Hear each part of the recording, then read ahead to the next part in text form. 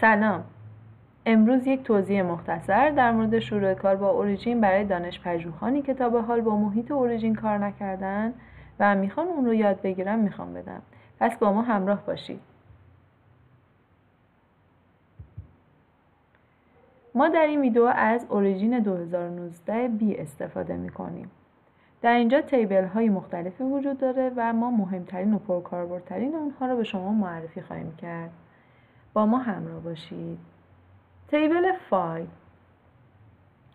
در بخش فایل شما میتونید برای ایجاد صفحه جدید از نیو استفاده کنید و یا برای باز کردن فایل هاتون از اوپن و برای سیو و ذخیره سازی هم میتونید از سیو پروژکت از استفاده کنید. البته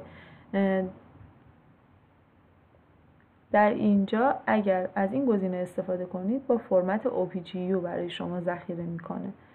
اگر بخواید ذخیره رو با فرمت های مختلف انجام بدید میتونید از بخش اکسپورت استفاده کنید. بخش بعدی ادیت هست که ابزارهای مهم و پرکاربرد مثل کات، کپی، پیست رو در اینجا مشاهده میکنید.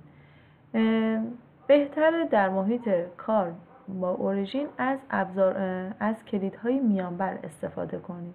کلیدهای میانبری مثل کنترل Z، کنترل X و کنترل V که هر کدوم در جلوی اونها آورده شده. مثلا اگر میخواید یه مرحله عقب‌تر برگردید از کنترل Z استفاده کنید. اگر میخواید اطلاعاتی رو کات کنید از کنترل X استفاده کنید و برای کپی هم از کنترل C.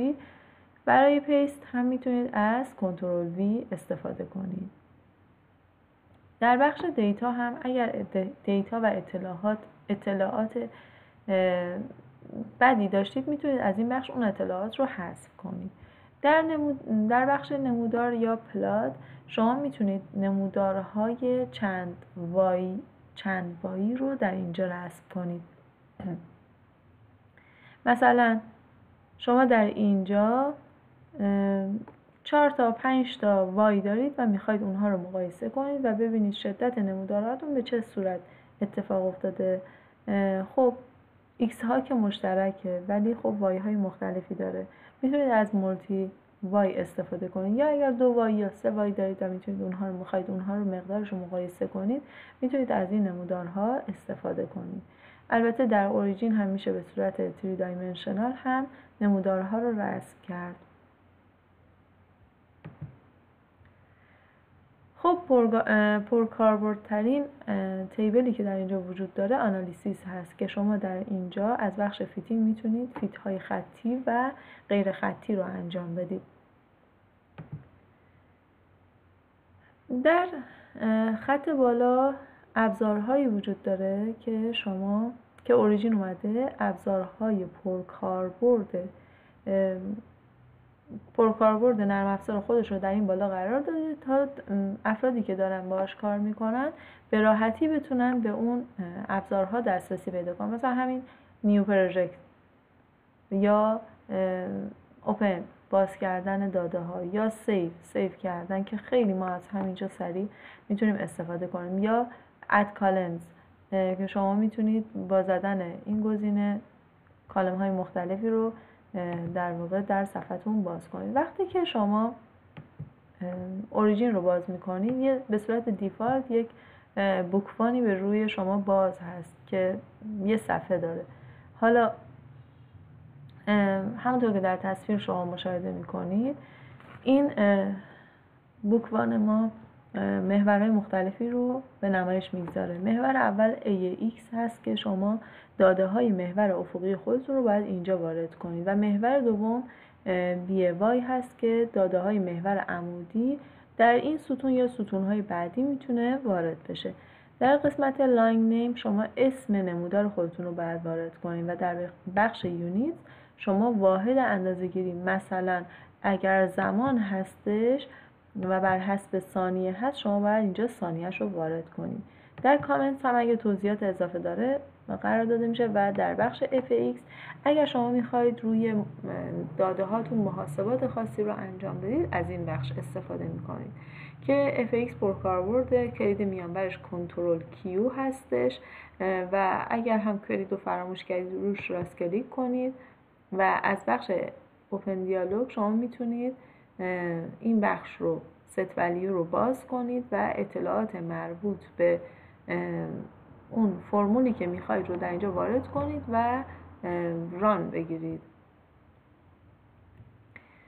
خب اگر خواستید نمودارهای خطی، نقطه‌ای و نقطه خط رو در واقع رسم کنید، شما میتونید از اینجا استفاده کنید. لاین، اسکتر و لاین سیمبل هستش. و اگر هم خواستید نمودار ستونی رسم کنید میتونید از این قسمت استفاده کنید.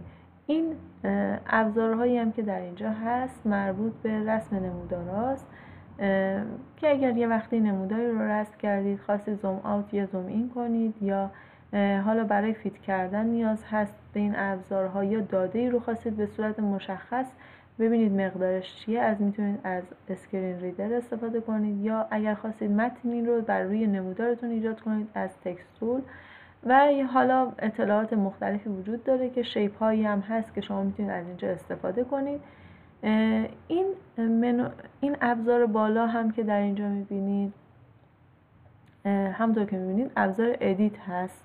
اگر دقت کنید همین ادیتی که ما اینجا در واقع وجود داشت بخش‌های مختلفش، اینجا اومده اوریجین این ابزار رو به نمایش گذاشته، مثل کات، کپی، پیست و یا بزرگ کردن، کوچیک کردن، فونت در واقع استفاده شده در مطالب، یا حالا بولد کردن، ایتالیک کردن، یا اگر خواستید توان یا اندیس بذارید از این بخش ها استفاده میکنید. اگر از حروف یونانی خواستید استفاده کنید از این بخش ها استفاده میکنید. متن خودتون رو چطور بچینید میتونید از این بخش ها استفاده کنید. و بقیه موارد که باید به صورت حرفه‌ای در رسم نمودارها در واقع برای شما به نمایش گذاشته بشه. اگر احیانا یه موقع نموداری رو رسم کردید و خواستید به اون نمودار دسترسی پیدا کنید، برای دسترسی سریع میتونید از این قسمت پروژکت اکسپلور وارد بشید و میتونید به اطلاعاتتون به صورت مختصر حالا دسترسی پیدا کنید. اینجا فقط من صفحه در واقع بوکفانم رو میتونم مشاهده کنید چون هنوز نموداری رو رسم نکردم. ولی اگر نمودار رو رسم کنید شما اینجا نمودارهاتون هم صفحاتش براتون نمایش داده میشه. اگر این رو هم فراموش کردید میتونید با مینیموم کردن شما میتونید به بقیه نمودارها دسترسی پیدا کنید، بقیه اطلاعات.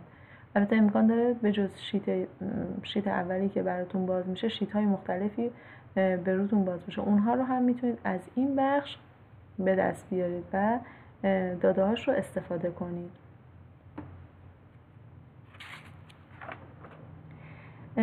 دوستان این تازه شروع کار ماست و قراره اینجا کلی آموزش های جالب و کاربردی در مورد اوریجین داشته باشیم. اگر دوست داشتی پیج منو فالو کن تا بتونی به ویدیوهای بعدی هم دسترسی پیدا کنی.